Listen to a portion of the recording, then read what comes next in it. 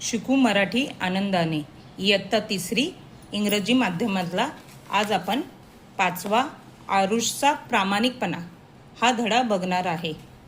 एके दिवशी शाळेच्या मैदानावर खेळताना आरुषला 100 रुपयाची नोट सापडली। त्याने ती उचलली। त्याच्या मनात विचार आला, हे पैसे कोणाचे असतील? आता काय करायचे बरं?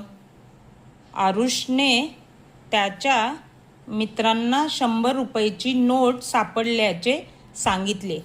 ते म्हणाले, अरे आरुष, आता ते पैसे तुझेच आहे।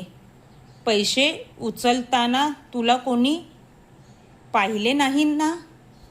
शाळा सुटल्यावर या पैशातून आपण खाऊ विकत घेऊ आणि मजा करू।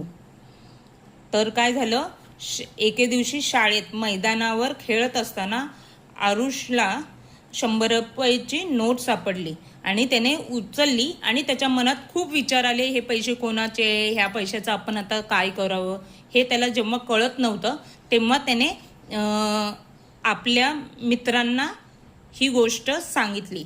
तेव्हा त्याचे मित्र म्हटले की आता ते जर तुझे पैसे आहे, तुला सापडले, तर हे पैसे तुझेच असणार। आणि त्यावर कोणी पाहिलं का नाही हे पण विचारलं। नाही पाहिले म्हणजे हे पैसे तुझेच असणार। आपण शाळा सुटल्यावर त्या पैशाचा काय करूया? खाऊ विकत घेऊया आणि मजा करूया। सापडलेली वस्तू ज्याची आहे त्याला परत करायचे, असे हे आई वडिलांनी वेळोवेळी सांगितलेले त्याला आठवते।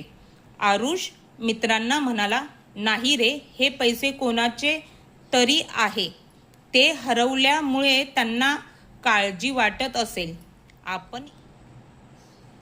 आपण इतरांना दुःखी करून आनंद मिळवू नये। आपण हे पैसे शाळेत बाईंकडे नेऊन देऊ। म्हणून आरुषने बाईंकडे ती नोट दिली। मग हे असं सगळं घडल्यानंतर, हे मित्रांनी सांगितल्यानंतर त्याच्या एक गोष्ट लक्षात आली की त्याच्या आई वडिलांनी वेळोवेळी प्रत्येक वेळी सांगितलेली गोष्ट त्याला आठवली की जी वस्तू आपल्याला सापडलेली असते ती परत करायची, ती आपली नसते। मग त्याने सांगितले, हे जे कोणाचे पैसे असतील, ज्याचे पैसे हरवलेले असेल त्याला काळजी वाटत असेल, त्याला हरवलीये, ही हरवल्यामुळे त्याला काळजी वाटत असेल, दुसऱ्याची नोट हरवल्यावर त्या व्यक्तीला ती काळजी वाटत असेल आणि तो व्यक्ती दुःखी असेल आणि त्याचं दुःख म्हणून आपण आपला आनंद त्यात मिळवू नये किंवा बघू नये। हे त्याला जाणवल्यावर त्याने पैसे ते आपल्या शाळेत बाई म्हणजे टीचर यांना दिले, नेऊन दिले। दुसऱ्या दिवशी परिपाठाच्या वेळेस बाईंनी आरुषच्या प्रामाणिकपणाबद्दल कौतुक केले। त्याला एक सुंदर गोष्टीचे पुस्तक दिले। सर्व मित्रांनी टाळ्या वाजवल्या। मग दुसऱ्या दिवशी काय झालं? परिपाठ म्हणजे शाळेतील सुरुवातीला मूल्य शिक्षणाचा तास, म्हणजे व्हॅल्यू एज्युकेशन्स असं इंग्लिशमध्ये बोलतात। परिपाठ म्हणजे जेव्हा शाळेत प्रार्थना हे घेतात सुरुवातीला, त्या तासाला किंवा त्या पिरियडला परिपाठ असं बोलतात। आणि त्यावेळेस सगळी मुलं एका ठिकाणी असतात। त्यावेळेस बाईंनी आरुषचं प्रामाणिकपणाबद्दलचं कौतुक केलं। प्रामाणिकपणा म्हणजे ऑनेस्ट, त्याचं कौतुक केलं। म्हणजे जी गोष्ट त्याला सापडली त्याची नाहीये, त्याने प्रामाणिकपणे ती परत करून दिली। त्याबद्दल त्याला एक गोष्टीचं पुस्तक भेटले आणि सर्व मुलांनी टाळ्या वाजून त्याचं अभिनंदन केले। ही अशी आरुषच्या प्रामाणिकपणाची गोष्ट आहे। त्याच्यावरचे प्रश्न उत्तरे आता आपण बघूया। आरुषला मैदानावर सापडलेली नोट किती रुपयांची होती?